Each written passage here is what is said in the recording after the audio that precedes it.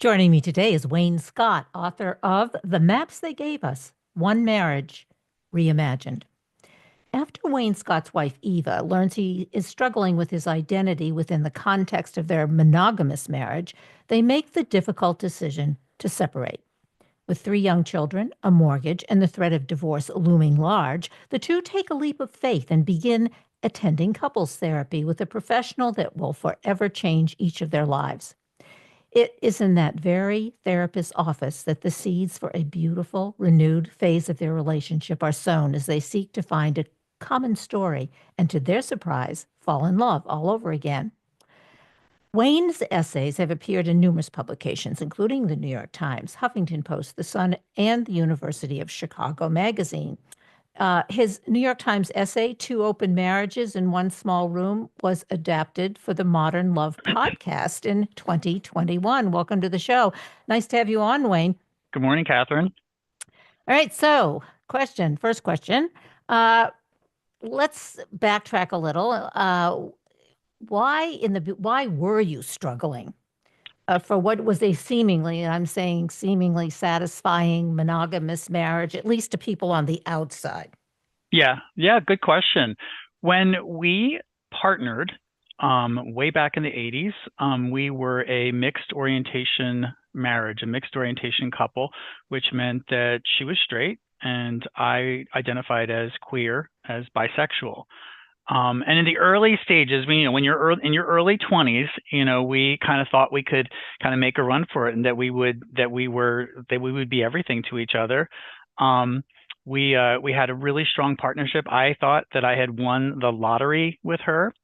And then when we decided that we wanted to move, we lived in Chicago. When we decided we wanted to move to the East Coast, the only condition that her father, a very traditional German guy, the only condition that he would feel comfortable with her going with me was if we were married.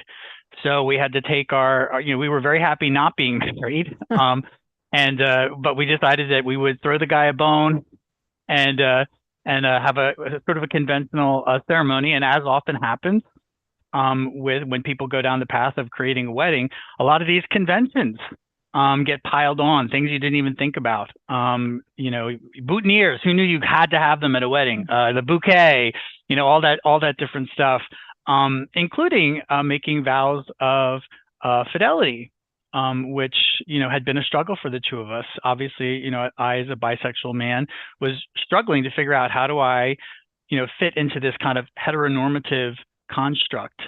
But I adored her, absolutely adored her, and couldn't imagine living without her, and so made that commitment to her, and it worked for quite a long period of time until it didn't work. Until about 14, 15 years into our relationship. So you were able to, 14, 15 years into your relationship, have a monogamous relationship, purely heterosexual relationship with your wife? Mostly, I would say. No, I would say that I struggled. I would say I Yeah. definitely struggled, and it was kind of an ongoing conversation between the two of us. We had multiple different rounds of couples counseling. We're both huge believers in therapy. I myself, I'm a psychotherapist. Both of us, she and I, are both social workers. So we're believers. We're believers, and we would always go to, when we were struggling, we would go to couples counselors. But really, at that time period, so we're sort of talking about the 90s leading into the aughts, it was a very monogamous construct that couples counselors operated from. There was no deviation, and in fact, if you suggested it or talked about it, they kind of labeled it as kind of a pathology, or and we would be told, oh, they never work, and so obviously then we wouldn't try it, we wouldn't even consider it. It's interesting, not all, but some of my gay male friends will say, well, you can't, and this is today, actually last week, if you say you're bisexual, but you're not really bisexual. You have this Right. struggle. You're really gay, but you want to live a lifestyle that's more acceptable, let's say, by society or the culture, or or whatever. Yeah, no, and I definitely, as I was coming of age during really the darkest period of the AIDS pandemic.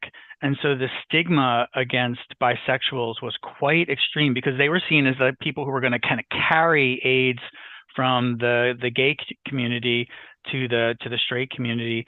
And so it really wasn't considered a valid identity. I mean, it really fit my behavior. When I look at who I was dating and what I was doing, it really fit that I was a bisexual. I had relationships with men and with women and enjoyed both of those. But I have to say, you're very lucky. You get it all, it seems well, to you me. get to choose, right? I mean, you get all the problems as well. There's no such thing as a free lunch, Definitely right? there are a Yeah. lot of problems, right? The world is Yeah. set up for, the world is very set up for heterosexual people primarily, right? Yes. And so, again, figuring out as a bisexual man how to fit into a heteronormative arrangement was quite the challenge. And we were the priest that married us, there was also a minister who participated in the ceremony. We wanted to be good people to them. We wanted them to, approve of us. So when they said there has to be fidelity, you have to fit in this model, we listened. And then what happened at the point of, after all those years? What was sort of the breaking point for you and for your wife? And you decided, hey, we can't do this anymore. Yeah, I think at a certain point, we had 3 young children, kind of a busy, overwhelming household, both of us working, me feeling kind of increasingly stranded and lonely and like I was missing something. And, I'm not proud of this, but, I reached out to men through the internet looking for that kind of connection. And my spouse, we're very close. We know how to get into each other's email accounts and things Yeah. like that. She discovered that, and she at that point had kind of had enough. And so she asked me to leave. And at that point, from a different angle, I had had enough too. Even though it was very, very painful to separate. It also, in a weird way, was kind of a relief because I was like, what, this arrangement, I've always struggled with this arrangement. It wasn't her, but it was the larger structure that kind of contained our relationship. Did you hiding? I mean, the word hiding is coming up. I don't know if that's really the case, but it takes a lot of energy not to be able to sort of seek the truth in yourself or be able to do it with other. You know, I Yeah, think go it's ahead. in some ways I think there's some parallel to this for many people who are married over a long period of time, which is that a little bit you kind of lose yourself. You lose a sense of who you were.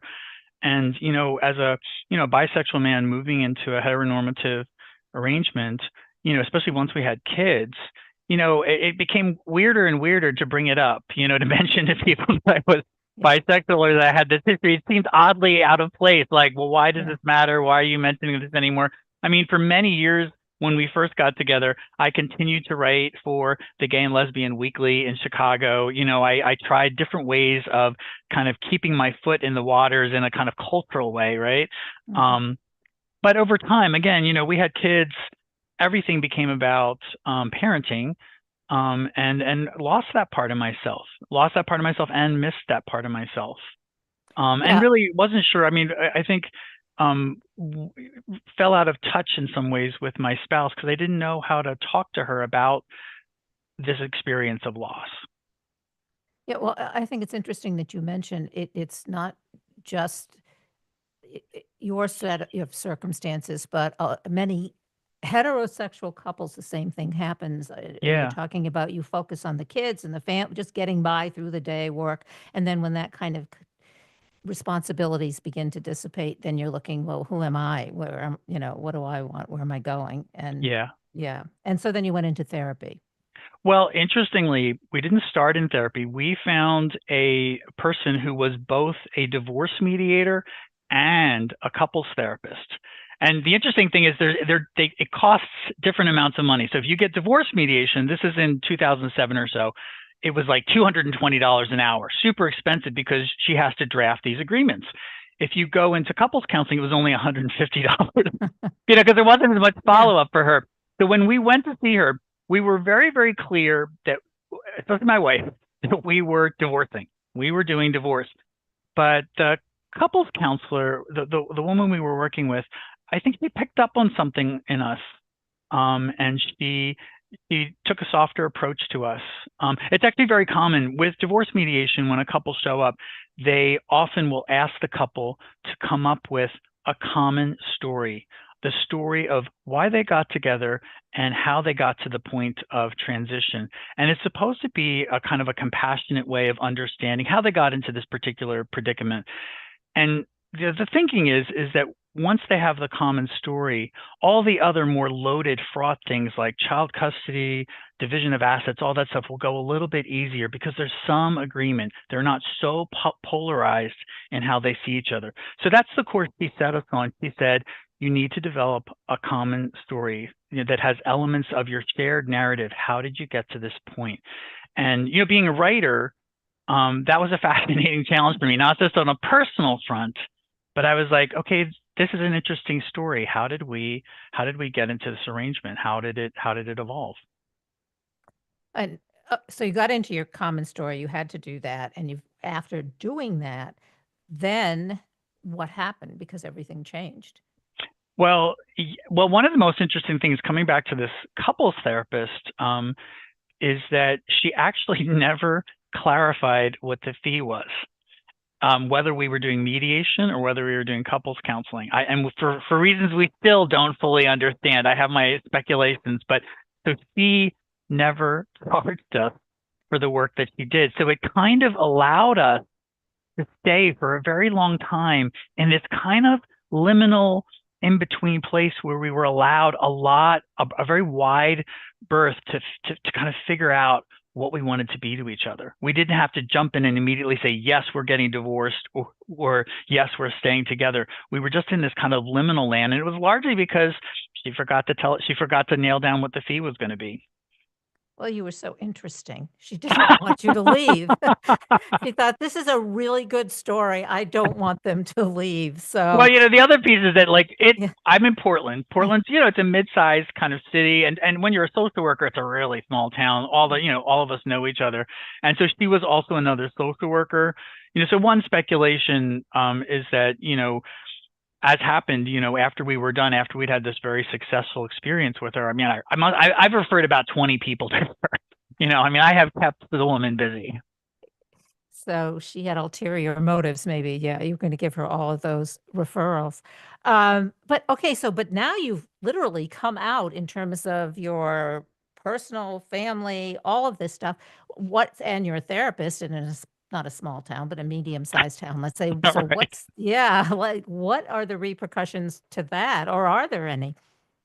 I thought it would be worse than it is. I'm in the generation of therapists that were raised with a very prim boundary around self-disclosure. Really was the line was very close to yourself. You really didn't share a lot about who you were with your clients. And that's obviously not the case with me now. I've sort of like passed that rule. But the interesting thing is I'm a psychotherapist in private practice. And, most people at this point, anybody who looks at my website or is seeking me out kind of knows who I am. In fact, I would say when the Modern Love essay appeared in 2020 and it listed I was a psychotherapist and it also was a story about open marriage. I mean, that was kind of a game changer because at that point, then I started getting lots of calls from couples in untraditional, unconventional arrangements wanting help, seeing me as somebody who could help them. So my practice has kind of skewed towards people who are wanting me because of who I am. Why do you think we stick to these very traditional ways of being married? And it doesn't seem to work, no matter, because there are lots of different situations, yours being one of them. And we have, as you say, you get married and you have the boutonniere and the flowers and all this stuff, which Right. really doesn't mean too much. And then we get ourselves into similar situations as you're describing. Marriages, particularly gray marriages, are on the upswing. Yes, Yes, right. people are kind of perhaps doing what you described. They've had 20 years of raising kids and doing all this stuff, and then you live longer, so you get divorced and everything changes. But so my question, um, why do we seem to stick to, is it for religious reasons, or, we seem to Yeah. hang on to this very uniform way of why we Yeah. sh yeah, I think the language, the language we have for talking about and thinking about marriage, it's very limited and it's very polarized. It's kind of a marriage divorce binary, right? If you're yeah, married, it has to look a certain way. And often the way that people have it look in the world publicly is very different from how it looks, behind closed doors. Or you're divorced, and divorce attaches to a lot of shame and stigma, and a sense of failure, which is so terribly, terribly unfortunate. I mean, I'm a couples counselor. I do a lot of couples counseling, and for many people going through that process, they decide that they need to transition to a different kind of relationship, and there is nothing wrong with that. That is often a very good choice for them to ex do, and it's a very good choice for their kids, yeah, right? To not yeah, be stuck in this arrangement where they expect so much from each other and have to do without if they've grown really, really different, right? Sometimes divorce can be one of the most successful things that happen to two people, and it frees them up to create a different, other kind of relationship, right? But for me, I think about what are the different ways in which we can create more room for adaptation, improvisation, and creativity within the forms of marriage that are given to us. There's just so many. There's so many different possibilities between a conventional marriage and divorce or separation. I just don't think we give it. There's enough room. There's a lot of room to talk about it. I think there is more now. I mean, if you look at the memoirs and the stuff that's coming up out now, the literature, there's kind of a renaissance of interest in all kinds of creative ways of making marriages work over the short term or over the long term. So it's really exciting, and I'm excited to be now. I get to be part of the conversation. yeah, I think that's true. I think most people now are so into the me, they don't really care what kind of a relationship their next door neighbor has. Right? I mean, they have their own issues, and okay, that yes, I think that's changing. I mean, my listeners know that I mean, I was married for 25 years. My partner, I was married for 20, he was married for 25. We've been together almost 40 years, not Yeah. married, So not married. right? Yes, but not married, but monogamous. So there you Hmm. go. I mean, so that's a different combination, I guess. Live in different houses, but then live together when we want to, and on and on. So I don't want to bore you with that, but that's a different arrangement. Okay, and there are But I so think, many. but I think it's actually important for more and more people to kind of share about all the different shapes and forms that a successful long-term relationship can take, including being formerly married people, now divorced, who are connected, friends, co-parents, whatever the shape is. Right. Okay, so let's talk about the children though, because that can be an issue because Yeah. they're the ones who have to go to school and listen to their friends and could be embarrassed and how does that work or how did it work? Yeah. Well, it's interesting. I'll tell you a funny story. So after the modern love essay was about being in an open marriage, and it actually involved my youngest son, and an experience we had with my spouse's then boyfriend. And the essay did really well, got a lot of traction, and they decided to make a podcast out of it. And at that time, Modern Love would do an interview with somebody in the story as an aftermath, because the essays are just so short, you can't fill up a whole 30 minutes. And so they said, well, could we talk to your youngest son? Could he be the person we interview? And my son was a little intimidated to do that, and so he said, well, I'll do it if my other brother can come along with me. So they did a pre-interview. The producers of the show did a pre-interview with my two sons about what it was like to grow up in a house with parents who had an open marriage. And what the producers came back to me and said is, yeah, we don't think this is going to work because they don't think it was actually very interesting. They didn't really have anything remarkable to say about you. And I was like, okay, well, that actually doesn't surprise me because, again, children growing up they're in their own world. Yes. They are not thinking really about their parents' sex lives, No. or their romantic lives or how they structure their marriage. They just know, do they love each other? Do they love us? What's it like to live under this roof with them? Yeah. Do they love the child? Do they love me? And am I getting what I need? And they really aren't concerned about your relationship. And Yeah. that's true. Yeah.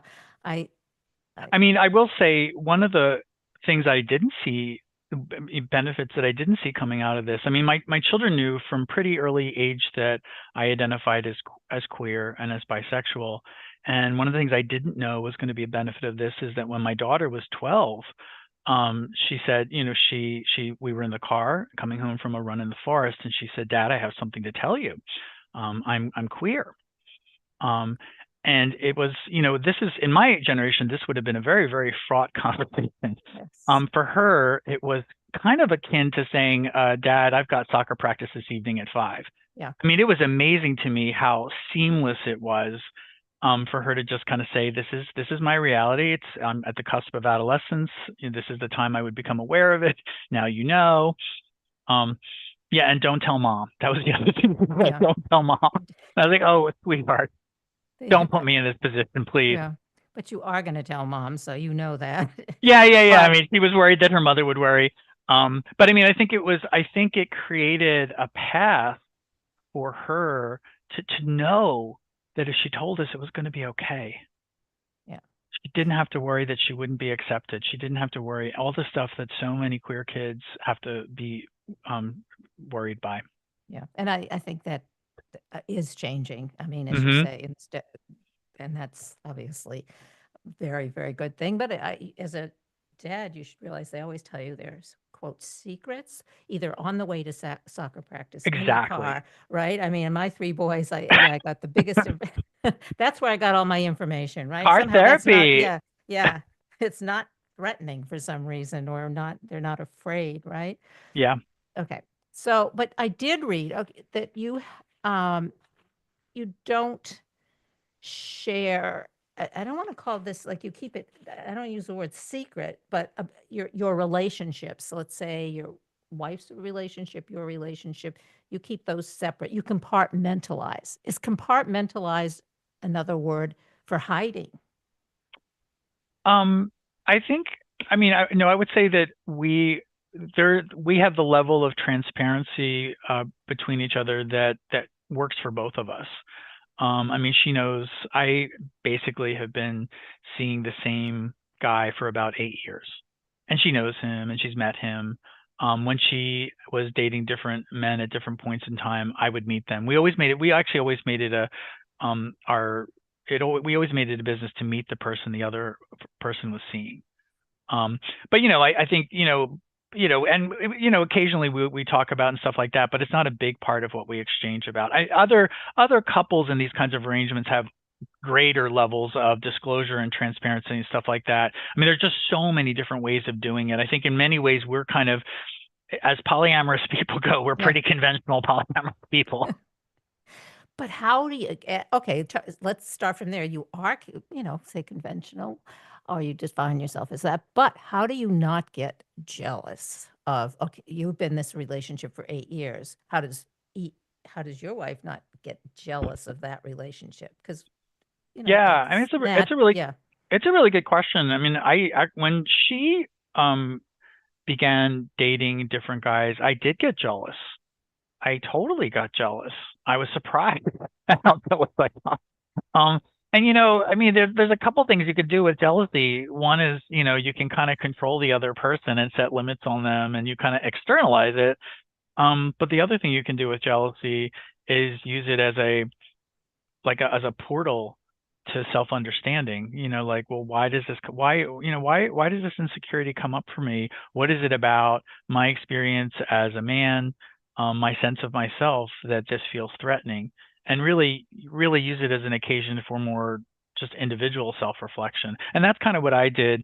Um, the jealousy was really just in the very beginning when we first started down this path. Over time, I actually really came to appreciate the men that she was dating, really appreciate what they brought to her life, and what they brought to my life, frankly. They ended up being assets and resources to us. So less pressure put on, let's say we'll use you as the example, or less pressure on her to expect everything from you. I think that's one of the Exactly. big issues with couples. Yeah, I mean, there would be, we got to the point. And both of us to a certain extent with this, when you're in a household, three kids, lots of demands, everybody's stressed out, work demands, all that kind of stuff. When we would get very irritable with each other just because of the press of all of our responsibilities. And she could be very irritable with me in a way that I didn't like. And so I'd be, what, why don't you go hang out with Eric for a little while. Go get some fresh energy and let me have the house to myself for a bit. And it was kind of nice to be able to have that option. Let's not just stay in this pressure cooker, the two of us, and just kind of making each other miserable. Let's have you, um, go get some fresh energy with somebody else, not me. Yeah. Oh, pressure cooker. I think that's a good word because I think that really is very common, especially today, as you described all the things and responsibilities. And it is nice to be able to say, just go off and be with your girlfriend or boyfriend or whoever, and let me do what I need to do. I mean, that I can see as a real benefit. Okay, so the book came out yesterday. Yeah. Yeah. So, and I know you have a couple webinars and lectures and that you're going to be doing in Yes. April. So Correct. we only have like 2 minutes left. So Oh, just tell goodness. us what those are so that we can go online because obviously we just touched the surface of all the stuff that's in the book and the lectures, obviously. Yeah. So you can go to my website is Wayne Scott Writes, and that's got all the information about the book, and it has information about events that are coming up. In my therapy practice, I do a lot of continuing education for therapists who are wanting to know how to work with non-monogamous couples, and that's WayneScottLCSW.com. And that's got information about continuing education working with non-monogamous folks. And so there are events coming up in March, April, and May. Fantastic. This was great. Really good talking to you. And I do appreciate your sharing everything with us. Not everything, but A lot. a lot. You should, yeah. Yeah. We need another few hours for that. But anyway, I have been talking to the author Wayne Scott, and his book is The Maps They Gave Us: One Marriage Reimagined. Book came out yesterday. And yeah, good luck with the book. This is great. Love Thank you talking to you. so much, Kathryn. It Yeah. was really nice to talk to you. Thank you.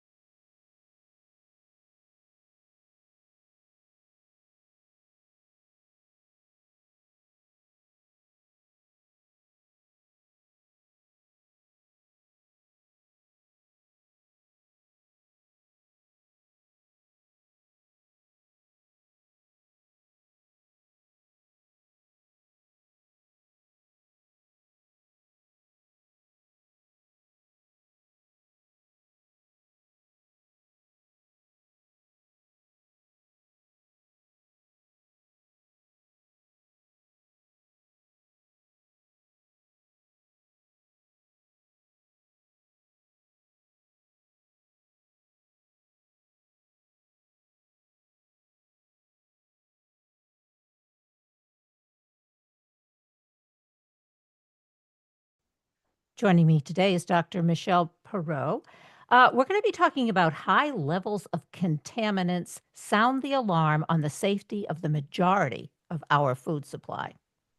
Concerned by the epidemic of chronic diseases in our children today and inspired to take action by their own formative years as Girl Scouts, consumer advocates, pediatrician Dr. Michelle Perot, along with Dr. Stephanie Seneff and Zen Honeycutt, have taken the initiative to commission testing for contaminants in our commercial food, in our children's food particularly. Together, their organizations, GMO Science, and Moms Across America have tested everything from school lunches, fast food, baby food, infant formula, and gluten-free products. Uh, Unfortunately, results have been alarming across the board. Dr. Perot is a graduate of Yale, Mount Sinai Medical School, Bellevue Hospital, NYU, and has over 40 years in pediatrics and integrative medicine. And for the past 25 years, she has championed integrative approaches to health, focusing on the impact of GM foods and pesticides on children's well-being. She's lectured globally and co-authored the acclaimed book, What's Making Our Children Sick. Welcome to the show, Dr. Michelle Perot, and you've already told me I can call you Michelle. So, Michelle, welcome to the show. Delighted to be here. Thank you so much. Great to have you. So, let's start with what are GMOs and what's the biggest problem with GMOs? What is the problem? Genetically modified organisms have been altered via a laboratory technique to produce an effect. For example, the initial ones were so that when you sprayed a glyphosate, the main ingredient in the product Roundup, that the crops wouldn't die. So we're engineering plants, now animals, they've even done babies, to have certain traits. And so it's been around for many decades. There are many more advanced forms of GMOs now called CRISPR, but that's the original, what the original activity was in the laboratory. We've been eating these GMOs now since 1996, 98. Only one country in the world kind of beat us to it, and I believe that was South Africa. So, but we've been eating it the most. But GMOs are not benign, even without their associated pesticides. You don't eat one alone because they have health effects. And the first researcher showed that. His name was Dr. Pusti, and they have effects on your immune system, reproductive system, gut health. And in the rats that were first studied, they did not fare well. And believe it or not, no human data, very little, maybe two kind of side studies on eating just GMOs, if you can believe it, over all these years. So what we're finding is a result of eating these GMOs, which are poison to our bodies, and I would imagine particularly to infants and children, and they have been eating them since the 90s. Yes. And so you can see the direct effect in terms of children's health. And so let's talk about the effect. What's happening to our children? Yeah, so yeah. This is what like kind of blew my mind because I'm not new to the rodeo, Kathryn. I've been Yeah. doing this 43 years, right? So in the Yeah. early 2000s, I'm seeing kids with chronic tummy issues, bloated tummies, constipation, just reflux, where their food would come up.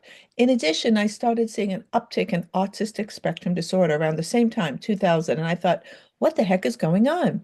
When I learned about GMOs and pesticides, and I saw the slides from the original research, I pivoted. Now, pesticides are biocides. That means kills biology. So that's what they're designed to do. And glyphosate is very successful at doing that. Monsanto, now Bayer show that. But what we've learned is that when we change kids' diets and their families and the family dog to organic regenerative agriculture, which is what I promote now on my website, Educate to Regenerate, that families got better even without doing anything, without, removing certain foods or adding in certain, tools for my tool chest, where, different kind of therapies that I use, and we can get into that. Everybody's health got better, and we have data on that. Now, people, and especially Big Ag and the government, is not studying that. What happens when you change people's diets? But the French did. It was called the Nutrinet Santé study, and they looked at, I think it was 220,000 people. Don't give me, it's a huge number. And they found when people removed the ultra processed foods and went organic, their health improved. I've seen it clinically, it's been shown in the data, and we know that there's a toxic assault on our children, and it starts with their food. And how does that in terms of childhood cancers, what are the statistics on that? So, cancers still are not very common in kids, but they are on the uptick as well. All diseases, all chronic disease in children are on the uptick. Cancers, not as much because, in general, although that's changing, Catherine, cancers take a couple of decades to develop, although that's not quite true anymore now with the and a whole release of something called turbo cancers, coined by my oncologist colleague, Dr. Mackes, not my term. So, but I can tell you, since if we track over the past few decades, autism, now 1 in 36 kids, 1 in 22 in California. When I was a resident, it was about 1 in 10,000. Asthma affects anywhere from 1 in 5 to 1 in 9 kids, epidemic. And we know that there's a driving force. We even know what's causing the driving force of the rise in asthma. Autoimmune disease, that is shocking, up in children as well, and which was not seen in children now. Now I see boys with thyroid autoimmunity, Hashimoto's thyroiditis, unheard of 40 years ago. And of course, one of the biggest epidemics, which epidemic by definition is anything under 1 in 100. So we are in an epidemic of chronic disease in children, diabetes and metabolic disruption, not to mention obesity. If you look at obesity, 1 in 3 to 1 in 5 children, depending on what state they live in. There might have been obesity rates in the 60s in kids was less than 1%. And now it's anywhere from 20 to 33% of children now have obesity. Obesity is not a benign condition. It's associated with metabolic disorders, issues with future cardiovascular disease, autoimmunity, and even cancer. And we also know that these pesticides, which are being sprayed even more, are endocrine disruptors. So it is kind of messing up kids' hormones as well. So the question is, and I know I mentioned your credentials in the intro. You were at Mount Sinai.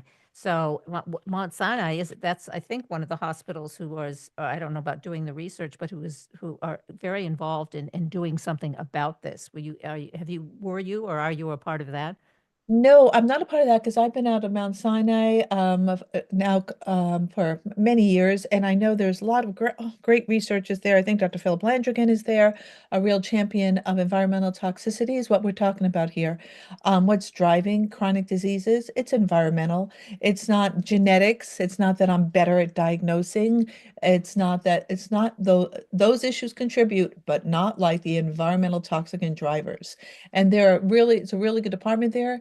In my home area of California, UCSF has an integrative department. So it's happening, but it's not enough because change happens slowly. So we, as citizen scientists, never thought I'd be doing this, by the way, Kathryn, are pushing it because our regulators, ABC City, FDA, USDA, EPA, are not monitoring these organizations. They're allowing many of these organizations to self-monitor Big Ag, for example, and giving them certifications called GRAS, generally recognized as safe, having the company do their own testing. So the fox is indeed guarding the hen house. I have chickens. When would I do that? So we given them a pass, and you should know, and I tell this to folks, that the groups you mentioned earlier in the intro of this show today, we've gone to the FDA. We've sat in the same room with them and say, listen, we have to partner. We were just there a month ago saying we want to partner with you as citizen scientists. We are funding our own research. How crazy is that? That we say no, that this is not tolerable. And right now, moms are driving the movement. Moms are dealing with the majority, parents in general, but moms often take care of the children in general and pushing this movement and are over the top frustrated with their chronically ill children. So what can we do as consumers? Well, you say moms are pushing it. What will we do today, tomorrow? This is ongoing research, ongoing, also involved in a lot of political stuff. So I go to the grocery store. I'm a mom. What do I do? So this is what I tell moms to do. There are different ways to act. Not everyone's going to be meeting with the FDA. Okay, gotcha. But there are things we could do at the other level, community level, like with your own family. Mom has a couple small kids in the supermarket, in the shopping cart, right? Shop the periphery. Fresh fruits and veggies, free-range grass-fed meats. Shop organic food. I say organic regenerative if you can get to the farmer's market, but that's not feasible for everybody. Not everyone can grow their own. Okay, got it. But we must move to organics and away from these ultra processed foods. Ultra processed foods are synthetic foods that were designed to sit on your shelf in the supermarket for 2 years. How can that be healthy? I I think, like, and not to mention that they're ultra processed, but they have a whole host of ingredients that are toxic to the child and the microbiome, that collection of organisms that is responsible for immune function, detoxification, production of vitamins, all and production of, I have to throw this in, Kathryn, something called neurotransmitters. And those are the chemicals that run brain function.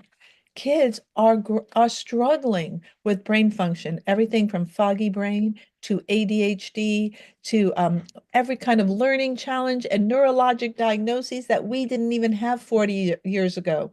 Sensory defensiveness is one of them. Visual processing disorders, auditory processing disorders, unheard of 40 years ago. So shop. So money matters. Those companies look at something called the economic tipping point. Ladies spend 85% of the household budget. So this is why I'm saying women are driving the movement, both in terms of their child's care and finances. And so it's where you shop. And if you have the capacity, can you take it a step further? Can you meet with your kid's school in the PTA and make certain demands of no spraying pesticides at your kid's school? What kind of school lunch do you want to see? I could talk about the school lunch study. Oh, that'll blow your mind. All But right, well, let's talk about that. I think that's important. okay, my dear friend Zen Honeycutt and Moms Across America commissioned this study of 43 American school lunches and presented the data in October 2022. And we went to the FDA on this one. Briefly, what they found, I'll give you the quick thumbnail. 100% of the samples tested positive for toxic metals. And that's what inspired me to do the infant formula and the Girl Scout cookie study, by the way, is what that organization found in school lunch. 95% contain glyphosate. They found veterinarian pharmaceuticals in the school lunches, such as chicken contraceptives, and the nutrient density of those school lunches were so low, Kathryn, that those kids might as well be eating cardboard. Save our taxpayer money. 30 million of those lunches served every day, and some kids, there's a social justice issue here. That's the only thing they're eating every day. They eat 2 meals, some 3 at school. So now you want to know why the brain's not functioning? You need zinc and magnesium to run 200 chemical reactions in your brain. These kids, our children, are deficient, nutrient poor, overfed, undernourished. So that's what we found. We went to the FDA. A school lunch bill was proposed. Where it sits now, I'm not sure. But every other country in the world does better with us in school lunches. Those kids in France took a look at our school lunches in the US and they went, qu'est-ce que c'est? They wouldn't even eat it. Yeah, I think there was a video, wasn't there, or a documentary I saw on just about what you're talking about. Yes, it was a Yeah, documentary. It was fabulous. I saw yes, it. yeah, Yeah. it was. Now I understand why my son was ordering infant formula from Germany. Well, we did that infant formula study. So I saw those metals there and I said, whoa, hold on a second. Yeah, Coupled with high fructose corn syrup, which is the main ingredient in many infant formulas. It's the classic ultra processed food, by the way, infant formula. yeah. And there is undisclosed mercury in there based on the work of this wonderful researcher named Dr. Dufault. And I figured out about that stuff. I said, hey, I'm looking for mercury. We found, oh boy, did we find a lot. 100% of those 40 infant formulas we tested, including ones from Germany, the Netherlands, Australia, New Zealand, were positive for lead and aluminum. They all had lead and aluminum. And you know, and I know, we've known it since 1917. That's when Australia banned lead. They need to ban their own formula, is a neurotoxicant. And aluminum is a neurotoxicant. And when these toxic metals are combined together, they are more toxic. It's called negative synergism. So there were maybe 3 studies on infant formula showing how these multiple metals work in collaboration and are more toxic, cumulative more toxic. So we are feeding our babies who have leaky guts, by the way. Babies have a normal leaky gut at birth until it seals down, cross right through the gut into the bloodstream. Glyphosate can neutralize aluminum and shuttles it across the blood-brain barrier. What And about mothers? And I'm going to, because nursing, like if you're nursing your baby and that's all you're doing is nursing, but you're eating non-organic foods, you're not eating the foods that you should be eating. That passes into obviously the baby's milk. And so, what's that? Is it the same kind of effect as the formula would be? less effect. Breast milk is still superior to formula, but baby will get everything mom is eating. So yes, mom will dump, unfortunately, her heavy metal load and toxic metals in the firstborn particularly. Yes, that's why there's a higher rate of autism in the firstborn. All the pesticides in her diet, the average food contains 6 pesticides in the baby. And babies, what do babies have? Impaired detoxification. And so babies are receiving a toxic load, literally. So moms, it would behoove mom, even if mom didn't do any kind of prenatal detox, which is what we as integrative practitioners recommend now, mom can still help baby by switching to an organic, clean diet with minimal processed foods, maximum fruits and veggies that are organic, and that will help their baby. If they can do that, it will be such a boon for baby's health. And I couldn't say enough about breastfeeding. Oh my God, just get me on the soapbox. Well, Um, me too. I'm a breastfeeder from way back. Me too. Yeah. And now I did give one of my babies some formula at 6 months when I went back to work. I did.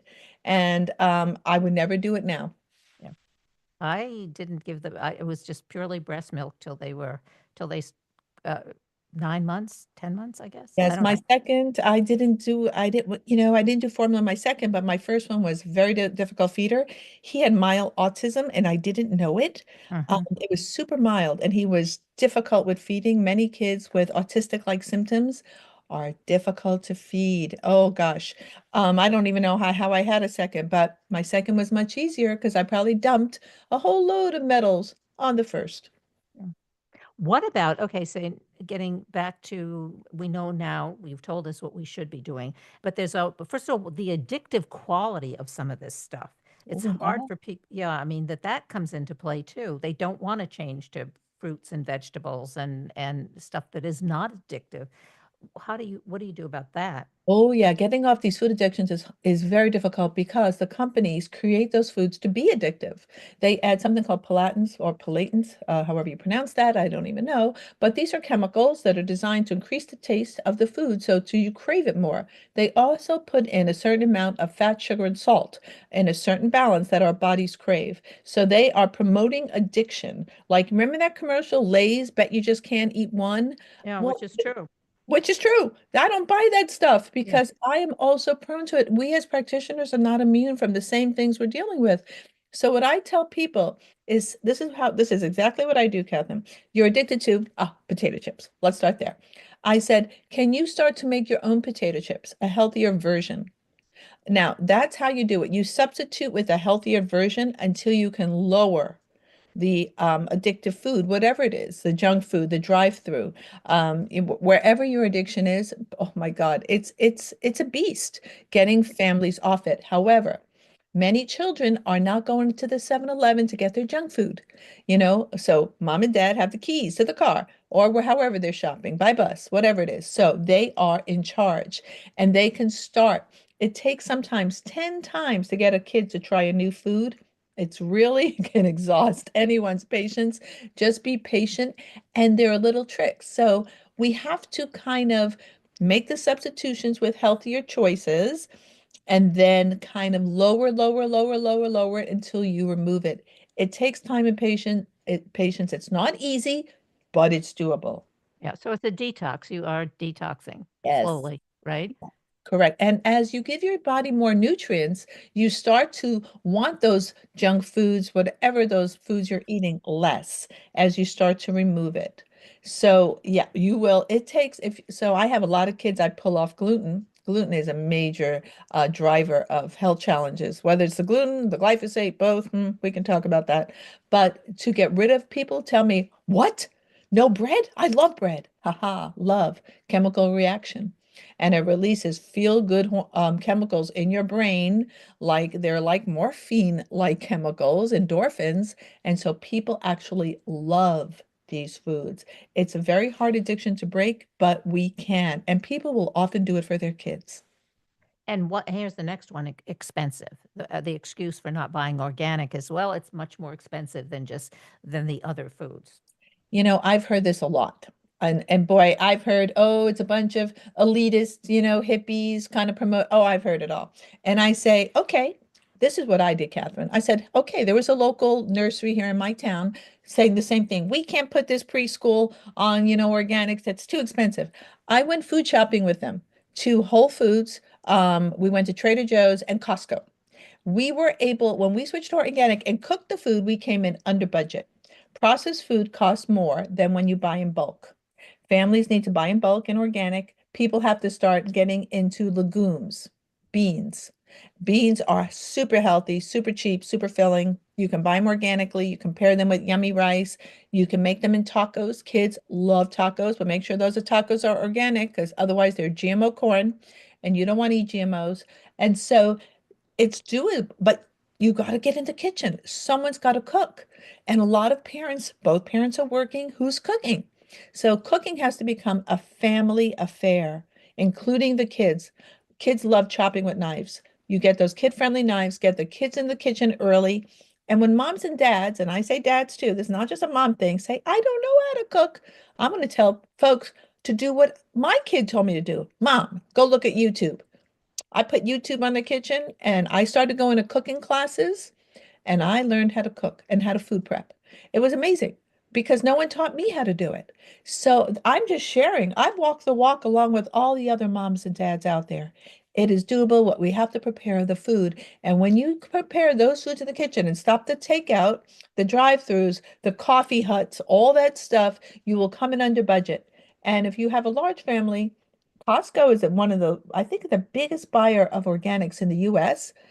Sprouts, Trader Joe's, you can find organics there almost at the same price.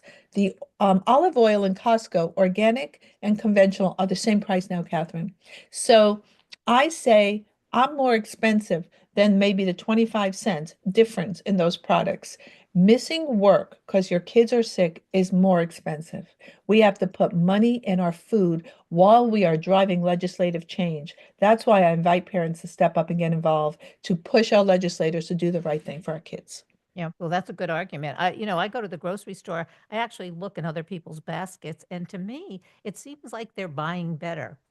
I'm always waiting in line and looking to see what people are buying, but I mean, obviously, that's not a research project, but I do notice it, and how old they are and what they're buying for their children. But it seems, and I'm not sure that this, who knows, but it looks like, at least at my grocery store, they're buying more organics, as you say, and I always do. Well, you've just Yeah, done an observational study. yeah, And I'm doing an observation. observational study. And people are mindful. People are definitely more mindful. And the millennials, who know everything, I have millennial children, they know Yep, everything, they but they are do. more aware. They are definitely more aware. They're making better choices. As my own son will say, Mom, I follow the 80-20 rule. 80% of the time I'm good and 20% I'm not so good.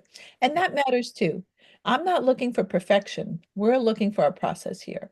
And I'm Well, now saying, we have, and also now there's the opportunity. You're talking about the millennials. I have millennials, Gen X's. They have the opportunity, and I don't see enough of this of marketing this stuff on social media in a good way, cartoons or on PSAs on television. There could be much more of that, and it doesn't necessarily have to be a very expensive project. Um, you speak to my heart here because there's no public health announcements. As a matter of fact, they're discouraged or you're made fun of. During the Super Bowl, there was an ad making fun of people who ate healthy and supporting a product, I won't say the name, of something processed and unhealthy. So enough of that, enough of making fun of people who are eating organic or farm to table and all, the yeah. eye rolling that we've gotten over the years and make that the hip fun thing. I'm with you 100%. Social media is a great place to do it. It has to be a public health drive and needs to come from our legislators, and it's not. And we need to push that to happen because recently we met with the FDA regarding they're removing red dye number 3 from, from foods. There's red dye number 40. Companies can swap out. That was just literally doing pee-pee in the wind, as I might say, as a Yeah. pediatrician. And like that is not enough. These are Yeah. neurotoxicants, these dyes. Get rid of them. Europe doesn't use them. Why do we have synthetic dyes, which in a study from 2007 showed how they caused ADHD in young kids and older kids? Classic study. So why are we still giving our kids dyes? So we need for it to be happening at the federal level. And why it's not, well, that may be another show, Kathryn, but Yeah. we can have to push the agenda. Well, thanks so much for being on the show today. I know you did a lot of good and in this half an hour. And I've been talking to Dr. Michelle Perot, and we have been talking about these high levels of contaminants and their which sound the alarm on the safety of the majority, as I said in the beginning, of our food supply. So give us some more information where we can get, information about what you're doing Sure. yeah. Yeah, so please visit gmoscience.org. I am the CEO. I co-founded that in 2014, Fighting GMOs. We have a podcast also every month. Myself, Dr. Stephanie Seneff, and Zen Honeycutt, the people who did the Girl Scout cookie study called the New MDs, and that's constantly evolving. Moms Across America is awesome. Dr. Stephanie Seneff is awesome. I wrote the book, What's Making Our Children Sick, with my co-author, Dr. Adams, amazing gal. And I have a new book coming out this year, Making Our Children Well, based on nutrition and homeopathy, empowering parents to get their children's health back. Okay, we have to have you back when that book comes out. Thank you. Yes, thank you. Thank you, Michelle.